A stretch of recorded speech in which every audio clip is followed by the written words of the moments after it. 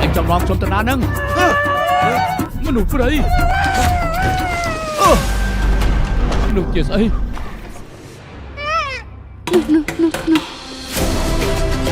អស់រាប់រយឆ្នាំសត្វទេពបង្ហាញខ្លួនហើយតាមបន្ទះថ្មនិយាយថាម៉េចខ្លះក្បាលពោះឲ្យឡើងមូលរោមទុនពណ៌អសលីខ្មៅ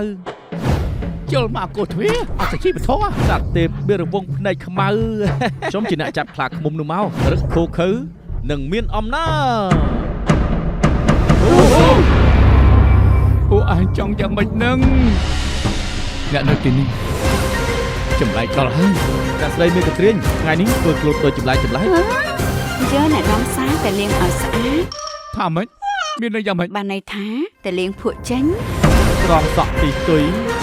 អង្គុយលេងភ្លេងស្អប់ណាស់បំបែកទៅ